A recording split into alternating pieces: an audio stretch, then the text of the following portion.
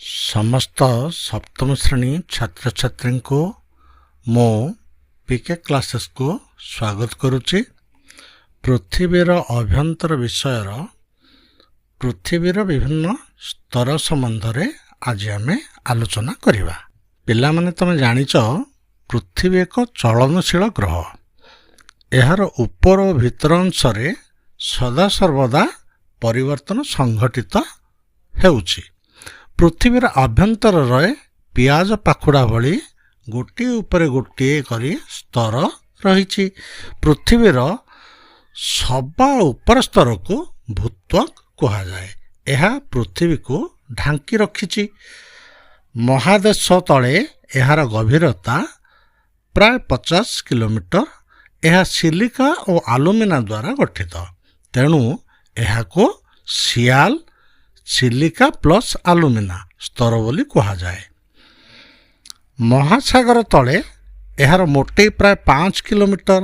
ଏହା ସିଲିକା ଓ ମ୍ୟାଗ୍ନେସିୟମ୍ ଦ୍ୱାରା ଗଠିତ, ତେଣୁ ଏହାକୁ ସୀମା ସିଲିକା ପ୍ଲସ୍ ମ୍ୟାଗ୍ନେସିୟମ୍ ସ୍ତର ବୋଲି କୁହାଯାଏ।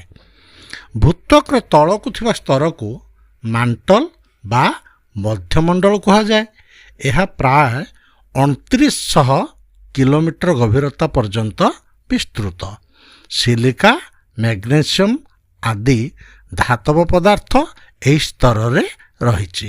ସିଲିକା ଆଉ ମ୍ୟାଗ୍ନେସିୟମ୍ ସୀମା। ସବୁଠାରୁ ନିମ୍ନ ସ୍ତରକୁ କୋର୍ ବା କେନ୍ଦ୍ରମଣ୍ଡଳ କୁହାଯାଏ। ଏହି ସ୍ତରର ବ୍ୟାସାର୍ଦ୍ଧ ପ୍ରାୟ 3500 କିଲୋମିଟର। ଏହା ଲୁହା ଓ ନିକେଲ ଭଳି ଭାରୀ ଧାତୁରେ ଗଠିତ ଥିବାରୁ ଏହି ସ୍ତରକୁ nickel ferrous nickel plus ferrous ଥିବାରୁ ଏହାକୁ ନିଫେ କୁହାଯାଏ। ଏଠାରେ ଅତ୍ୟଧିକ ତାପମାତ୍ରା ଓ ଅତ୍ୟଧିକ ଚାପ ରହିଥିବାର ଜଣାଯାଏ। ଆଜି ପାଇଁ ଏତିକି। ପୁଣି ଆଗାମୀ ଏପିସୋଡ଼ରେ ଆମେ ଏହି ବିଷୟକୁ ପୁଣି ଥରେ ଆଲୋଚନା କରିବା।